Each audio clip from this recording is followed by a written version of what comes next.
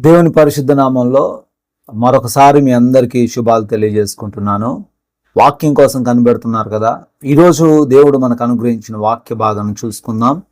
కీర్తనల గ్రంథము 99వ కీర్తన 7వ వచనము. మేఘస్తంభములో నుండి ఆయన వారితో మాట్లాడెను, వారు ఆయన శాసనములను అనుసరించి ఆయన తమకిచ్చిన కట్టడలను వారనుసరించిరి. ప్రియమైన సహోదరులారా, ఈ యొక్క లేఖన భాగాన్ని మనం చూసినప్పుడు ఇది ఇశ్రాయేలీలతో మాట్లాడుతున్నట్లుగా దేవుడు చూడొచ్చు. ఎలా మాట్లాడుతూ ఉన్నారట? ఆయన మేఘ స్తంభము ద్వారా మాట్లాడుతున్నారు. Pillar of cloud. ఇశ్రాయేలీల్ని దేవుడు ఐగుప్తు నుంచి, బానిసత్వం నుంచి విడిపించినప్పుడు వారు విల్డర్నెస్లో అనగా అడవిలో వస్తూ ఉన్న సందర్భంలో దాదాపు 40 సంవత్సరాలు వాళ్ళు ప్రయాణిస్తున్న సందర్భంలో ఏ రోజు కూడా దేవుడు వారిని వదిలిపెట్టలేదు అనడానికి ఈ యొక్క వాక్యం నిదర్శనంగా ఉంది. దేవుడు వారితో నిత్యము కూడా కాంటాక్ట్లో ఉంటున్నాడట, గైడ్ చేస్తున్నారట. మీరు ఎలా వెళ్ళాలి, ఏ ప్రాంతం గుండా వెళ్ళాలి, ఎటు వైపు నుంచి వెళ్ళాలి అని చెప్పి దేవుడు వాళ్ళని గైడ్ చేస్తున్నట్లుగా మనం చూడొచ్చు. అలా ఆయన మేఘస్తంభముగా ఉన్నాడు, మరియు అగ్నిస్తంభముగాను కూడా ఉన్నాడు. ఉదయకాలంలో వారికి ఎండ కొట్టకుండా, ఆ వేడిమి తలవకుండా వారికి మార్గాన్ని చూపే వ్యక్తిగా ఉన్నాడు. రాత్రి కాలంలో ఒక పిల్లర్ ఆఫ్ ఫైర్గా వాళ్ళతో పాటు నడిపించాడు. ఆ రోజుల్లో వాళ్ళకి లాంతర్లు, టార్చ్ లైట్లు ఏమీ లేవు అండి. దేవుడే వారికి టార్చ్ లైట్గా ఉన్నాడు. దేవుడే వారికి సహాయంగా ఉన్నాడు. దేవుడే వారికి ఒక మ్యాప్గా ఉన్నాడు. ఈ రోజున ప్రభునందు ప్రియమైన వారలారా, దేవుడు మనకు కూడా సహాయంగా ఉన్నాడు. ఆ రోజున ఇశ్రాయేలీలతో ఒక మేఘస్తంభంగా ఉండి మాట్లాడిన దేవుడు ఈరోజు నేరుగా వాక్యం ద్వారా మనతో మాట్లాడుతూ ఉన్నారు. నేరుగా దేవుడు మనకి సూచనలు చేస్తూ ఉన్నారు, ఏ విధంగా జీవించాలి, ఏ విధంగా బ్రతకాలని.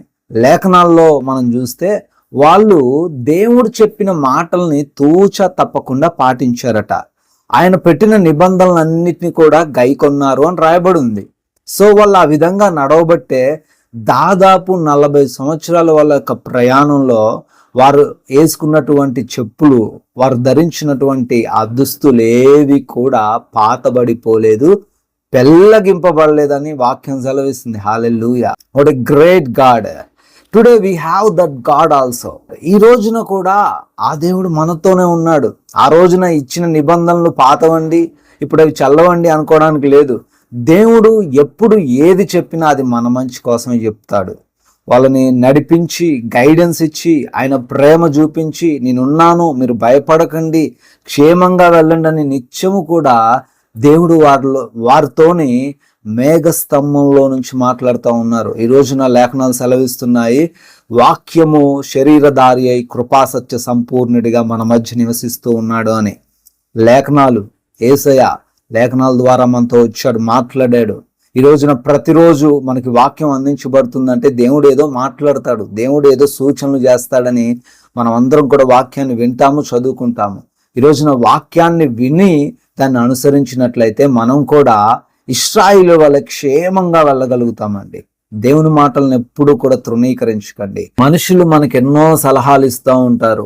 కొంచెం రిచ్ అయితే చాలు, కొంచెం పెద్దవారు అయితే చాలు, మనం పట్టించుకోరు. కానీ దేవుడు ఆ రోజు నుంచి ఈ రోజు వరకు మనల్ని విడవకుండా వాక్యం ద్వారా గైడ్ చేస్తూనే ఉన్నారు. ఆయన మనతో సహవాసం చేయడానికి ఇష్టపడుతున్నారు. మనం ఏ మార్గంలో నడవాలో చెప్పడానికి ఇష్టపడుతున్నారు. ప్రియమైన వారలారా, దేవుని మాట వినండి. ఆయన మనల్ని క్షేమంగా నడిపించాలనుకుంటున్నాడు. ఈ రోజున మీరు క్షేమంగా నడవాలన్నా, ఈ రోజున మీ పనుల్లో ఎటువంటి డెసిషన్స్, నిర్ణయాలు తీసుకోవాలన్నా దేవుని యొక్క వాక్యం ద్వారా వాటిని గైకొనండి. ప్రతి విషయంలో మీరు సక్సెస్ అవుతారు. ఈ మాటలు దేవుడు దీవించును గాక. మనందరం కూడా ప్రార్థించుకుందాం. కృపా సత్య సంపూర్ణుడా, జీవము కలిగిన మా దేవ, అవునాయన, వాక్యము ద్వారా మాతో మాట్లాడుతున్నారు దేవుడవు తండ్రి.